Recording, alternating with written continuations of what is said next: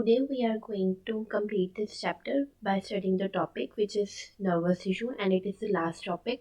Previously I have discussed all the three types of tissue which were epithelial, connective and muscle tissue. Today we are going to discuss nervous tissue. Now we all know what is nervous system. सबको पता है nervous system जो हमारा main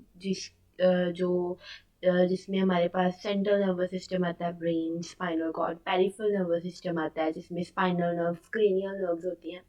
ये पूरा हमारे पास क्या एक नर्वस सिस्टम है कि मैसेज कैसे ब्रेन के पास जाते हैं, ब्रेन कैसे उसको इंटरप्रेट करके आगे रिस्पॉन्स शो करता है. तो ये हमारा पूरा नर्वस सिस्टम होता है जिसके बारे में सबको पता है. अब ये नर्वस सिस्टम बना किससे है? नर्वस टिश्यू से बना है. अब हम इसके बारे में पढ़ते हैं. Nervous tissue exerts a greatest control over the body's responsiveness to changing condition. अब देखो, आपने किसी गर्म चीज़ को हाथ लगाया, आपका क्या होता है, बिना सोचे समझे आप हाथ उसी वक्त हटा लेते हो. तो ये क्या था, वहाँ पर रिसेप्टर से थर्मो रिसेप्टर्स एक्सेस हीट उनको स्टिमुलेशन मिली, उन्होंने इम्पल्स सेंड की ब्रेन को. ब्रेन ने उसी तरफ उसी टाइम पे क्या किया, आउटपुट जनरेट की कि स्केलेटल मसल्स को कि तुम हाथ पीछे कर लो. तो ये जो हमारा नर्वस टिश्यू था, ये सभी यहाँ पर जो इम्पल्सेस इधर से उधर हुई हैं, ये किन के थ्रू हुई हैं? नर्वस टिश्यूज़ के थ्रू हुई हैं. तो ये फर्स्ट लाइन आपको क्लियर है कि जो पूरा नर्वस सिस्टम है वो किस पे ही बेस्ड है? नर्वस टिश्यूज़ पर ही बेस्ड है. ये इम्पल्सेस जो गई हैं कि हीट बहुत ज़्यादा थी ब्रेन की तरफ और ब्रेन ने स्केलेटल मसल को कहा कि हाथ पीछे कर लो, ये पूरा जो इलेक्ट्रिकल सिग्नल्स है ये नर्वस टिश्यू के थ्रू ही इधर से उधर जाते हैं. तो नर्वस सिस्टम में टिश्यूज़ का बहुत ज़्यादा इंपॉर्टेंट रोल है. Neurons, the unit of nervous system, are excitable cells, neuroglial cells, which constitute the rest of neural system, protect and support neurons. अब हमारे पास नर्वस सिस्टम है जो, वो दो तरह के सेल्स से बना है. फर्स्ट वन इज न्यूरॉन्स जो कि excitable cells and second are neuroglial cells जो बाकी जितना नर्वस सिस्टम न्यूरॉन्स ने बना दिया, rest nervous system neuroglial cells बनाते हैं.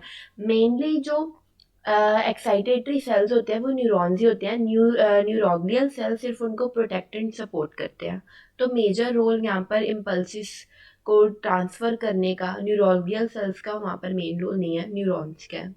When a neuron is suitably stimulated, an electrical disturbance is generated which swiftly travel along its plasma membrane. Arrival of disturbance at nerve ending triggers event that may cause stimulation or inhibition of adjacent neurons at other cells.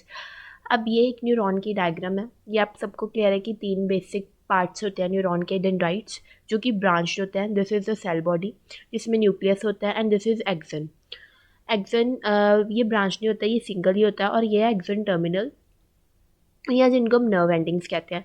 अब ऊपर line क्या कह रही है कि अब मेरी बात सुनो, जब यहाँ पर एक इसके पहले भी एक न्यूरॉन होगा और अब इसके बाद भी एक न्यूरॉन होगा, जब यहाँ से जो सिग्नल है वो नर्व एंडिंग्स तक पहुँचेंगे तो वो उसके साथ वाले न्यूरॉन को स्टिमुलेट कर देगा, जिसके कारण ऐसे जो सिग्नल है वो आगे आगे आगे जाते जाएंगे, एक से दूसरे, दूसरे को तीसरे, दूसरे से तीसरे न्यूरॉन तक.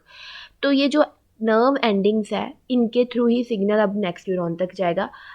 यही उन्होंने ऊपर वाली लाइन में कहा है कि arrival of disturbance at nerve endings trigger events that may cause stimulation और inhibition of adjacent neurons and other cells. Basically आपने नर्वस टिश्यू अगर क्वेश्चन आ गया तो आपने बताना है, नर्वस सिस्टम को थोड़ा सा एक्सप्लेन करना है.